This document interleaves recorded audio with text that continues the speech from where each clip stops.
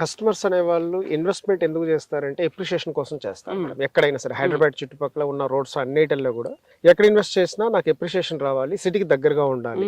అంటే నేను ఈస్ట్ హైదరాబాద్ లో మెయిన్ తీసుకోవడానికి మోటో ఏంటంటే మేడం, లాస్ట్ 19 years నుంచి నేను 1000 రూపీస్ పర్ స్క్వేర్ యార్డ్ చొప్పున ప్రమోట్ చేయడం జరిగింది. అవన్నీ కూడా మంచి ఎప్రిషియేషన్స్ వచ్చాయి. మనకి ఇప్పుడు వచ్చేసి అవుటర్ రింగ్ రోడ్ అనేది మార్కింగ్ అయ్యి గట్కేసర్ దగ్గర కంప్లీట్ అయిపోయింది మేడం. ఇప్పుడు అవుటర్ రింగ్ రోడ్ నుంచి మన ప్రాజెక్ట్ చేసుకుంటే 10 to 12 minutes డ్రైవ్ లో మన ప్రాజెక్ట్ ఉంటుంది మేడం.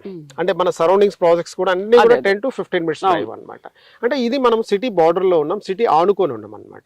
ఇవాళ చూసుకుంటే మన ఉప్పల్ టు గట్కేసర్ కానీ, ఈసీఎల్ టు గట్కేసర్ కానీ మాక్సిమం సిటీ అయిపోయింది. కన్స్ట్రక్షన్ యాక్టివిటీ అద్భుతంగా జరుగుతుంది. నెక్స్ట్ ఔషాపూర్ లో కూడా ఈ రోజు కన్స్ట్రక్షన్ యాక్టివిటీ జరుగుతుంది. ఔషాపూర్ నుంచి మనం 5 to 6 kilometers రేడియస్ లో మన ప్రాజెక్ట్స్ అన్ని మనం ప్రమోట్ చేస్తున్నాం బీబీ నగర్ సరౌండింగ్స్ లో.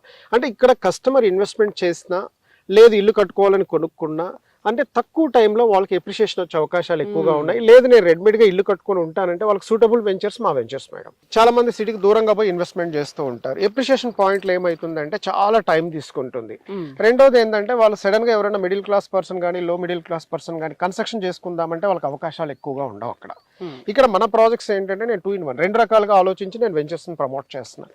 ఇన్వెస్టర్స్ కి మంచి ఎప్రిషియేషన్ రావాలి, రెండోది కన్స్ట్రక్షన్ చేసుకోవాలంటే వాళ్ళకి కూడా డెఫినెట్ గా కన్స్ట్రక్షన్ చేసుకునే ఏరియాలోనే మనం ఇవ్వాలి. అది దూరం ఇస్తే అది వర్కౌట్ కాదు అనే ఆలోచనతో నేను సిటీకి దగ్గరగానే చేస్తున్నాను.